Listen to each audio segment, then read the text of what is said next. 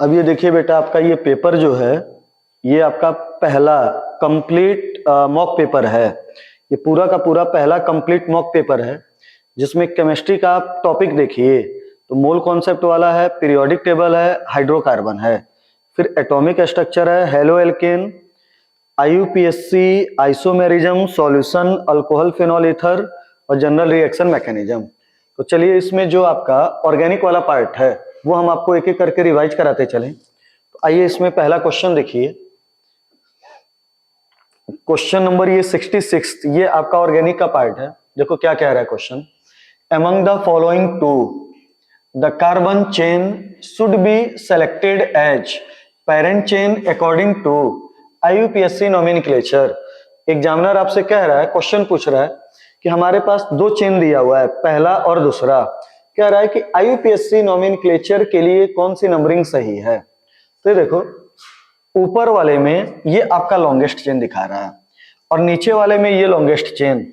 इस longest chain में carbon का नंबर कितना हो रहा है 8 और इसमें कार्बन का नंबर कितना हो रहा है 9।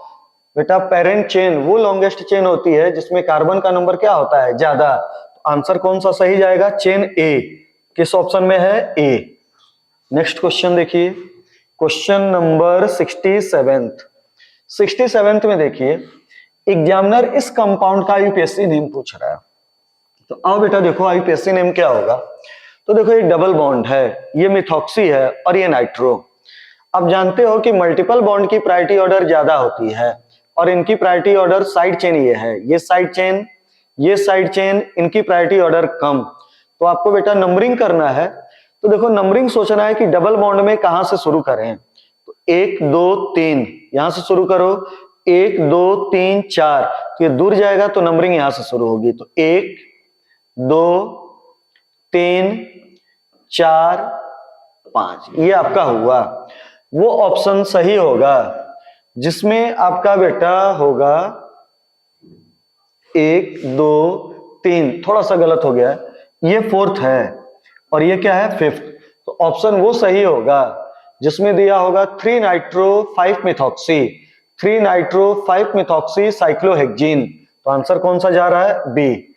नेक्स्ट क्वेश्चन पे आइए, क्वेश्चन नंबर 68। देखिए इसमें क्या है, 68 में पूछ रहा है कि the number of structural isomers possible from the following molecular formula C3H9N। हमारे पास एक मॉलिक्यूलर फार्मूला है जो है C3H9N। इसके कितने स्ट्रक्चरल आइसोमर होंगे। तो देखिए बेटा,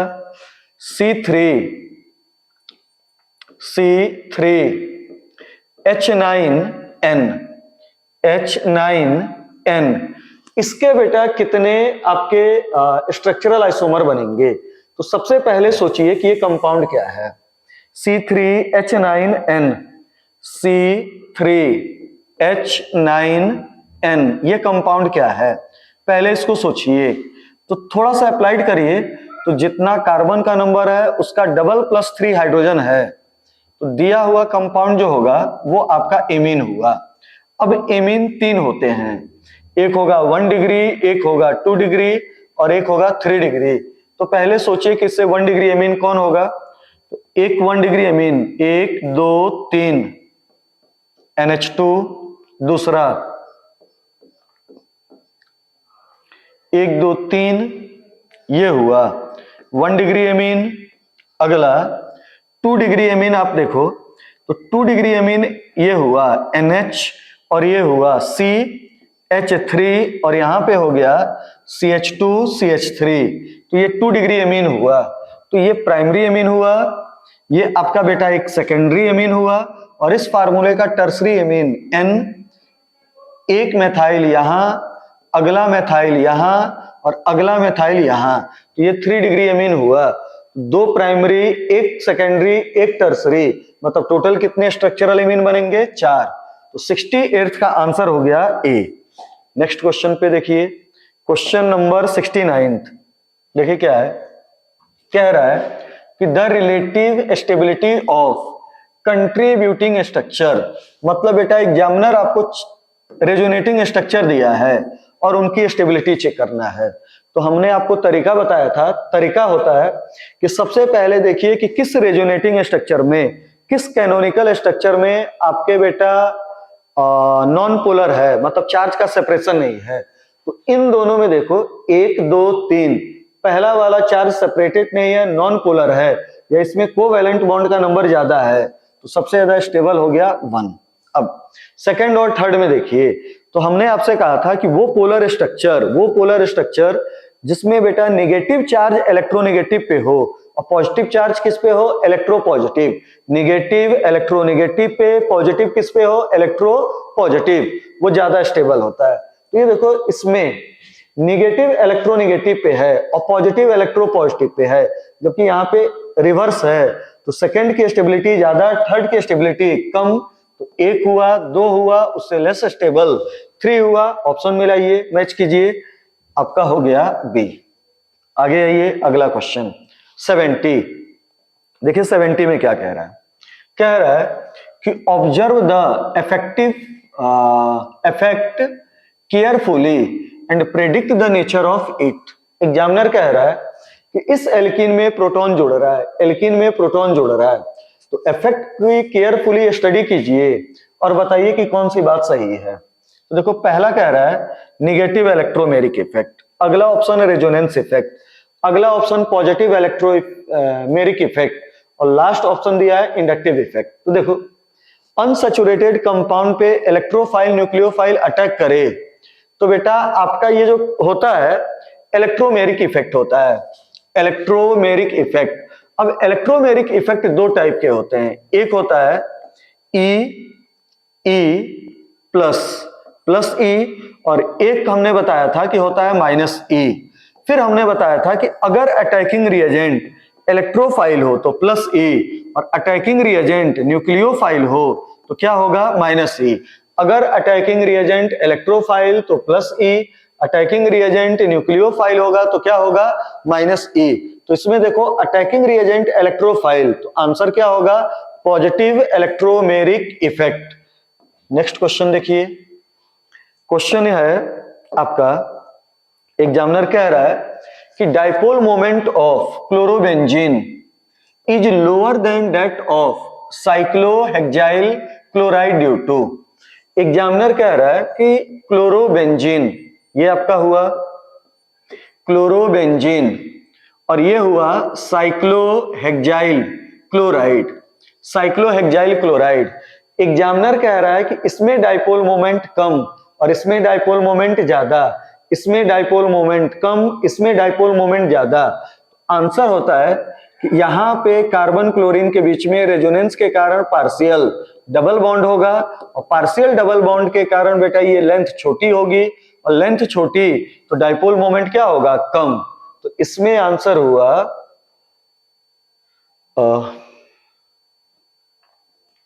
पोलैरिटी ऑफ, ये polarity of carbon chlorine bond in chlorobenzene is greater than that in cyclohexyl chloride। गलत, polarity of carbon chlorine bond is chlorobenzene is less than that in cyclohexyl chloride। वो तो वही बेटा आंसर हुआ। Reasoning देखिए, carbon chlorine bond in chlorobenzene has double bond character, तो answer ये होगा सी वाला। बी जो है वो सेम स्टेटमेंट है, जबकि यहां बेटा क्या पूछ रहा है, रीजनिंग। तो रीजनिंग ये होगी कि यहाँ पे जो बॉन्ड का कैरेक्टर होगा वो पार्शियल क्या होगा, डबल, रेजोनेंस के कारण। नेक्स्ट क्वेश्चन देखिए आपका, क्वेश्चन नंबर 78 पूछ रहा है कि in SN2 reaction the correct order of reactivity for the following compound. इन दिए हुए कंपाउंड में किसके लिए, SN2 के लिए सबसे ज्यादा रिएक्टिव कौन होगा। तो बेटा जिसकी साइज छोटी, जिस हेलो एल्केन की साइज जितनी छोटी, SN2 में उसकी रिएक्टिविटी उतनी ज्यादा। तो ये देखो सबसे छोटी साइड है क्लोरोमीथेन, चेक कीजिए कि किस ऑप्शन में क्लोरोमीथेन है। तो या तो आंसर ए होगा या आंसर बी होगा, ये दोनों नहीं होंगे। अब इसके बाद देखिए इससे थोड़ा सा बड़ा, इसमें और बड़ा और बड़ा, तो आंसर कौन सा गया, बी। 79th में आइए, क्वेश्चन है आपका, क्वेश्चन है कि हमारे पास ये कंपाउंड है HCl, अब देखो आराम से इस क्वेश्चन को फिर से कैसे करना है। हमारे पास एक कंपाउंड है,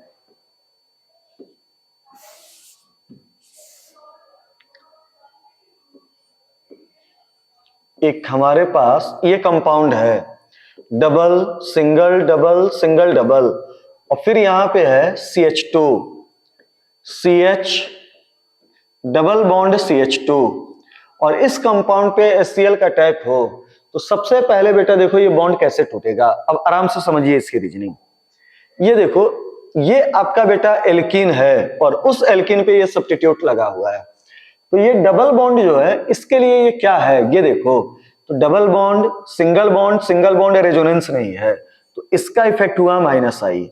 अब -I हुआ तो ये बेटा इलेक्ट्रॉन अपनी ओर खींचेगा, तो इलेक्ट्रॉन का ये ट्रांसफर इधर होगा, और इलेक्ट्रॉन का ट्रांसफर इधर तो इस पे होगा माइनस और इस पे क्या होगा प्लस। अब इस माइनस वाले पे HCl का बेटा प्रोटॉन जुड़ा, और जब प्रोटॉन जुड़ेगा तो इंटरमीडिएट ये बना, ये आपका इंटरमीडिएट बना CH2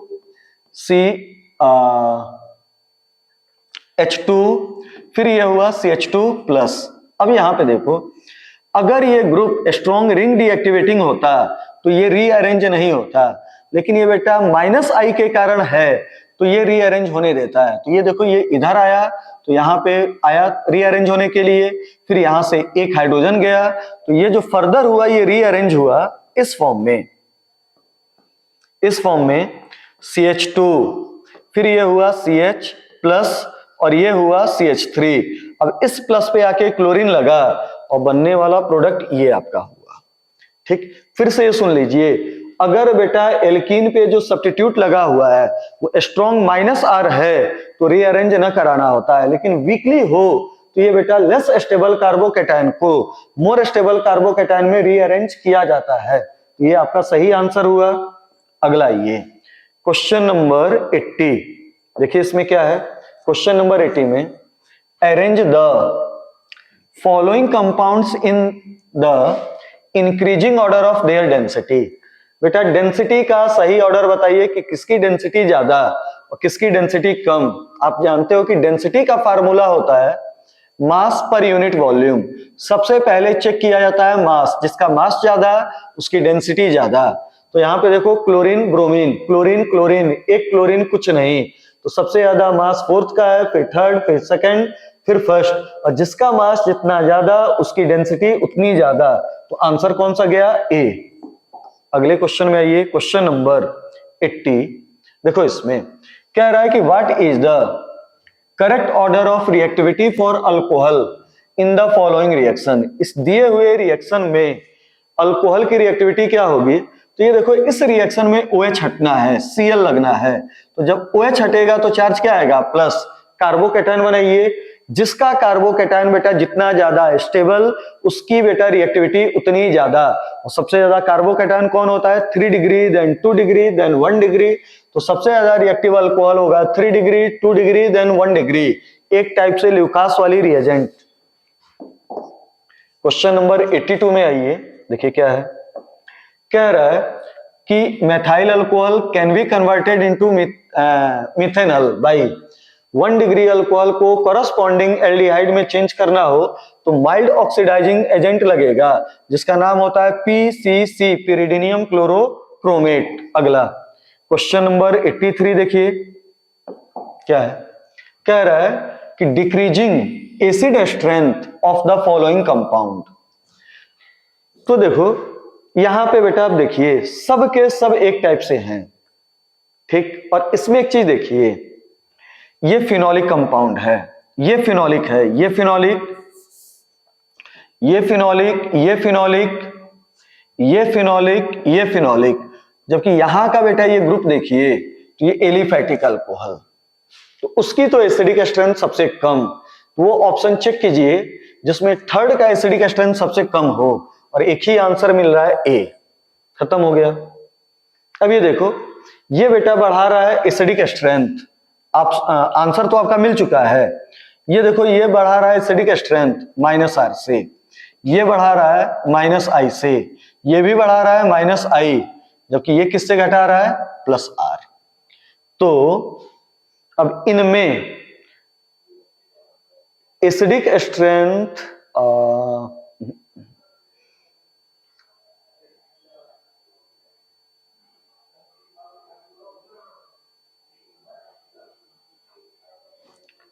इसमें देखिए थोड़ा सा ऑप्शन मैच नहीं हो रहा है, ऑप्शन इसमें मैच नहीं हो रहा है, तो थोड़ा सा देखिए कि आंसर में क्या आएगा। फिर से यहां पे ये हुआ नाइट्रोफिनॉल में, और नाइट्रो एसिडिक स्ट्रेंथ बढ़ाएगा -R से। यहां पे बेटा मेटा पोजीशन पे मिथॉक्सी लगा, ये एसिडिक स्ट्रेंथ बढ़ाएगा -I से। यहां पे मेटा पे लगा है नाइट्रो, ये एसिडिक स्ट्रेंथ बढ़ाएगा -I से। और यहाँ पे पैरा पे लगा है मिथॉक्सी, तो एसिडिक स्ट्रेंथ घटाएगा +R से। तो सबसे ज्यादा एसिडिक स्ट्रेंथ सेकंड की होगी, और सेकंड इस ऑप्शन में है। उल्टा वाला जो सोचा गया था वो मैच नहीं हो रहा था, गलत हो गया। फिर सेकंड के बाद देखिए कौन दे रहा है, फोर्थ ये बेटा किससे बढ़ा रहा है, -I। फिर किसका दे रहा है, प्लस इसका। फिर ये देखो कि इसमें कुछ होगा, हमें इतना नहीं जानना है इन दोनों में, तो यहां से घट रहा है, और ये घटा रहा है किससे, +R, तो सबसे कम। तो 83 का ये सही आंसर। अब आइए 84 पे, तो 84 में आओ, तो कह रहा है कि increasing order of boiling point, किस अल्कोहल की बॉइलिंग पॉइंट ज्यादा होगी, जिसमें बेटा कार्बन का नंबर क्या होगा, ज्यादा। सारे के सारे मोनोहाइड्रिक अल्कोहल 3 कार्बन है, 4 कार्बन, 4 कार्बन, 5 कार्बन, सबसे ज्यादा होगा सबसे कम होगा, वो ऑप्शन चेक करो जिसमें पेंटेन 1 ऑल सबसे ज्यादा। तो बेटा पेंटेन 1 ऑल इसमें भी है, इसमें भी है। सबसे कम प्रोपेन 1 ऑल इसमें भी है, इसमें भी है, मतलब आंसर इन दोनों में से कोई होगा। अब इन दोनों का कंपेयर करो, ब्यूटेन 1 ऑल में कार्बन की चेन सीधी होगी, जबकि ब्यूटेन 2 ऑल इसमें बेटा साइड चेन आ जाएगा। तो ये देखो आपका butane 1 all, butane 2 all, 1 all का ज्यादा होगा, 2 ऑल का कम होगा, तो 1 ऑल का ज्यादा 2 ऑल का कम, आंसर कौन सा जाएगा, ए। अगले पे आइए 85। अच्छा ये क्वेश्चन है ग्राफ का, तो कह रहा है कि the graph between psi square and R radial distance is shown below this represent. बेटा एग्जामिनर कह रहा है कि ये ग्राफ, अब इसमें देखिए ये जो ग्राफ है ये साई के साथ नहीं, साई स्क्वायर के साथ है, साई के साथ नहीं, इलेक्ट्रॉन प्रोबेबिलिटी है। तो ये बताओ ये पीक कितनी बार बढ़ा, एक बार। इसका मतलब हुआ कि इसमें रेडियल नोड कितना है, 1, और रेडियल नोड कितना है, 1, मतलब ये हुआ आपका 1s नहीं 2s। तो देखिए 2s खत्म। 86 देखिए क्वेश्चन नंबर कह रहा है कि ionic species are stabilized by dispersal of charge, which of the following carboxylate ion is most stable. तो देखो ये है माइनस, निगेटिव सिंगल डबल, और ये मेथाइल लगा है, निगेटिव सिंगल डबल, ये क्लोरोमेथाइल लगा है, निगेटिव सिंगल डबल, ये बेटा फ्लोरीन लगा है, निगेटिव सिंगल डबल, एक फ्लोरीन नहीं 2 फ्लोरीन। तो यहां पे बेटा एक -I स्टेबलाइज कर रहा है, यहाँ पे +I डी स्टेबलाइज कर रहा है, एक -I स्टेबलाइज कर रहा है, यहाँ पे कितने -I स्टेबलाइज कर रहे हैं, 2, और वो भी दोनों फ्लोरीन। तो सबसे ज्यादा कौन सा हो गया, डी। Question number 87। अब देखिए क्वेश्चन में, which of the following method is used to synthesize alkenes having even number of carbon. Decarboxylation, decarboxylation में बेटा जरूरी नहीं है कि इवन नंबर ऑफ जो प्रोडक्ट बने उसमें कार्बन का नंबर इवन रहे, बस डीकार्बोक्सिलेशन में क्या होता है, सोडा लाइम वाले में क्या होता है कि जितने कार्बन का बेटा आपका सॉल्ट होता है उससे एक कम कार्बन बनता है। लेकिन कोलवेज इलेक्ट्रोलिटिक मेथड में हमने आपका बताया था कि सबसे पहले जो सॉल्ट होता है उसमें से एक कार्बन निकलता है, फिर उसका क्या हो जाता है, डबल। तो अगर सॉल्ट में कार्बन का नंबर n होता है कोलवेज में, तो बनने वाले प्रोडक्ट में कार्बन का नंबर होता है n-1 और उसका डबल। तो n-1 ये कुछ भी हो, ऑड हो इवन हो, कुछ भी हो, उसका डबल करोगे तो आंसर क्या होगा, इवन। तो आंसर जाएगा कोलवेज इलेक्ट्रोलिसिस। अगले क्वेश्चन पे आइए, क्वेश्चन नंबर 88। देखिए क्या है, कंसिडर द फॉलोइंग, कह रहा है कि मीथेन की ऑक्सीडेशन हुई, फॉर्मेल्डिहाइड बना, तो इस कैटालिस्ट का नाम बताइए, मोलिब्डेनम ऑक्साइड। अगला आपका क्वेश्चन है the possible rotamers of ethane. Ethane के बेटा पॉसिबल रोटामर्स कितने होते हैं? इनफाइनाइट। इन इनफाइनाइट में बेटा जो मेन फॉर्म होता है वो दो होता है, एक का नाम क्या होता है? स्टेगर्ड, और एक का नाम क्या होता है? एक्लिप्स। एक का नाम स्टेगर्ड, एक का नाम क्या होता है? एक्लिप्स। और किसी भी दो फॉर्म के बीच में जो एनर्जी का डिफरेंस होता है वो कितना होता है? 12.5 किलो जूल पर मोल। 12.5 किलो जूल पर मोल। देखिए अगला क्वेश्चन, वही क्वेश्चन आ गया, इसमें आंसर क्या लगेगा? 12.5 किलो जूल पर मोल। अगला 91, इसमें देखिए कह रहा है कि इनमें से किसकी डाइपोल मोमेंट ज्यादा है, सिस ब्यूटेन की ट्रांस ब्यूटेन? एक बार डायग्राम बना लो। तो देखो ब्यूटेन है तो सी डबल बॉन्ड ओ, ये आपको सिस बनाना है तो CH3 ये सिस फॉर्म हुआ, और ट्रांसफॉर्म बनाना है तो सी डबल बॉन्ड सी, ये आपका हुआ CH3, ये आपका हुआ CH3, ये क्या हो गया H, ये क्या हो गया H। क्लियर हुआ? ये देखो इसने बेटा इलेक्ट्रॉन दिया, इसने इलेक्ट्रॉन दिया, इसने इलेक्ट्रॉन डोनेट किया, फिर इसका इधर आया, इसका इधर आया तो नेट इधर, इसने दिया हाइड्रोजन का नेट ऊपर, दो मेथाइल का नेट नीचे, दो हाइड्रोजन का नेट ऊपर, दोनों की मैग्नीट्यूड अलग कैंसिल नहीं होगा तो म्यू की कुछ वैल्यू होगी, मतलब म्यू नॉट इक्वल टू 0 होगा। जबकि इसमें देखो मेथाइल इधर, दोनों का मैग्नीट्यूड सेम डायरेक्शन अपोजिट तो cancel, magnitude same direction opposite तो कैंसिल। तो इसका मतलब हुआ कि किसका ज्यादा होगा? सिस ब्यूटेन। ऑप्शन जाएगा ए। अगला देखिए क्वेश्चन नंबर 92, देखो इसमें क्या है, कह रहा है कि which hydrogen in compound is easily replaced during bromination reaction in presence of light. Light की प्रेजेंस में ब्रोमिनेशन हो रही है, इंपॉर्टेंट ये है लाइट की प्रेजेंस में ब्रोमिनेशन हो रही है, मतलब ये बेटा एलाइलिक ब्रोमिनेशन होगा, एलाइलिक ब्रोमिनेशन। और एलाइलिक ब्रोमिनेशन किस पोजीशन पे होता है? अल्फा। तो ये देखो डबली बॉन्डेड कार्बन, उसके बगल वाला ये जो कार्बन होगा ये अल्फा होगा, और इस अल्फा का यहाँ पे नाम क्या दिया हुआ है? गामा। तो आंसर हो गया गामा हाइड्रोजन। आगे आइए 93, देखिए 93 में क्या है, कह रहा है most suitable reagent for the following conversion is. तो देखो ये आपका एल्काइन है, ये आपकी एल्कीन बन रही है, लेकिन एल्कीन बेटा किस फॉर्म में बन रही है? सिस। तो सिस एल्कीन बनाने के लिए यूज किया जाता है लिंडलार कैटलिस्ट, और इसमें लिंडलार कैटलिस्ट जो है वो कौन से ऑप्शन में है? पहले। तो ये हो गया आपका। अब अगला देखिए क्वेश्चन है कि मेजर प्रोडक्ट एल्कीन है, एसिमेट्रिकल एल्कीन, क्लोरीन वाटर। तो क्लोरीन वाटर का बेटा मतलब होता है HOCl, और HOCl टूटता है तो OH पे माइनस और Cl पे plus. Asymmetrical alkene, asymmetrical reagent, आप बेटा क्या करा दो? Markovnikov addition. तो बेटा मार्कोनिक ऑफ के अकॉर्डिंग जुड़ने वाले का नेगेटिव पार्ट उस डबल बॉन्ड वाले कार्बन पे जुड़ता है जहां पे हाइड्रोजन का नंबर कम, तो यहां पे जुड़ेगा OH, इस पे जुड़ेगा Cl। देखिए किस ऑप्शन में ये मैच हो रहा है? बी। आगे आइए क्वेश्चन नंबर 95। तो 95 में देखो फिर से ये आपका क्वेश्चन है,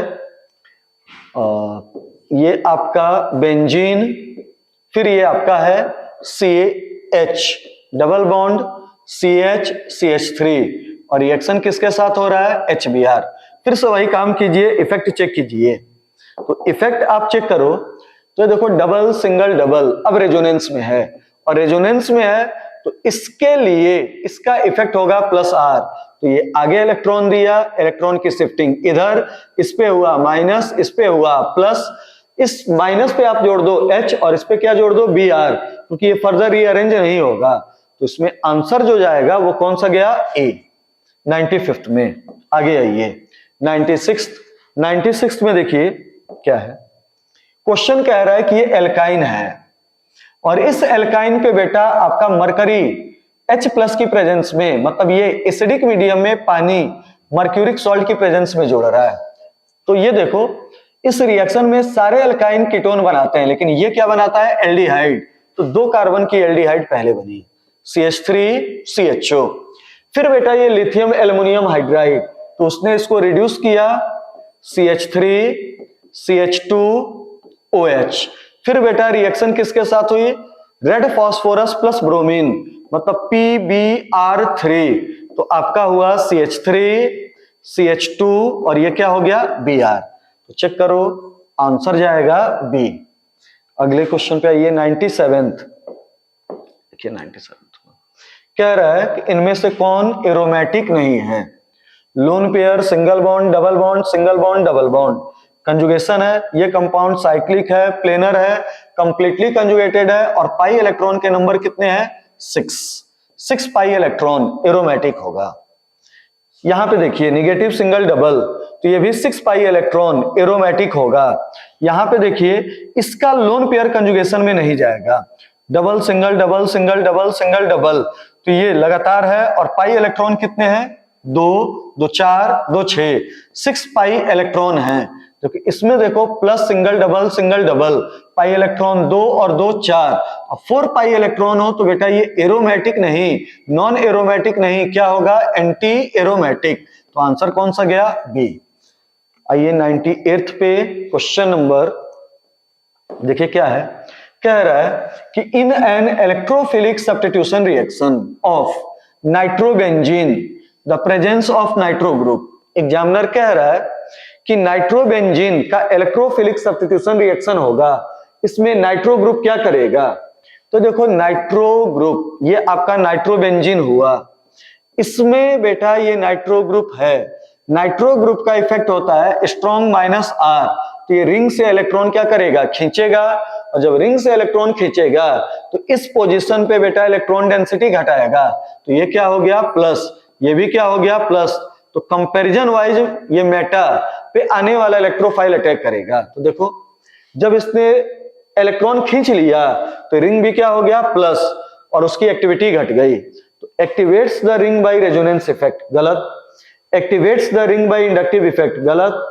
decreases the charge density at ortho and para position of the ring relative to meta position by resonance. तो आंसर क्या हो गया, सी।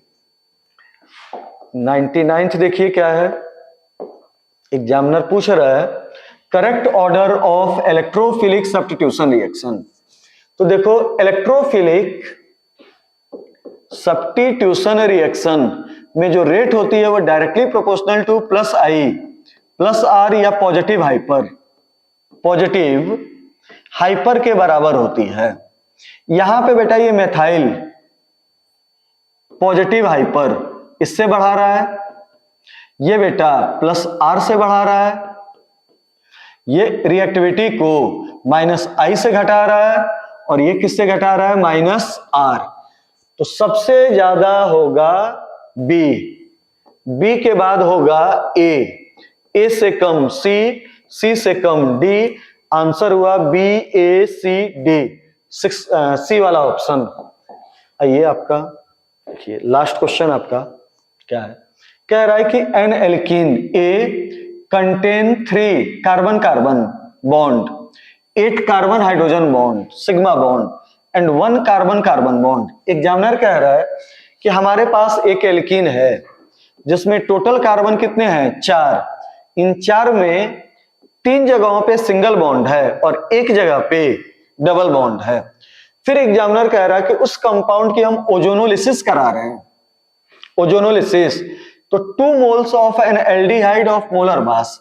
एग्जामिनर कह रहा है कि उस कंपाउंड की हम ओजोनोलिसिस कराएं तो 2 एल्डिहाइड बन रहा है, दोनों क्या है, सेम, और दोनों का मॉलिक्यूलर वेट क्या है, 44। तो खुद सोचो कि 2 प्रोडक्ट जो है वो सेम कब बनेगा, जब डबल बॉन्ड किनारे रहेगा कि बीच में। जब बीच में रहेगा तो कंपाउंड बराबर कटेगा, दोनों प्रोडक्ट क्या होंगे, सेम। तो आंसर बेटा ब्यूट 1 इन नहीं, क्या होगा, ब्यूट 2 इन। Simple question. अब ये टोटल बेटा आपके ऑर्गेनिक के थे, सारे के सारे ये क्वेश्चन आपके डिस्कस हो गए, पेपर सिंपल था, मैच कीजिए, और जहां पे गलती हो रही है उस टॉपिक को बेटा बार बार पढ़िए, उसको सही कीजिए। धन्यवाद।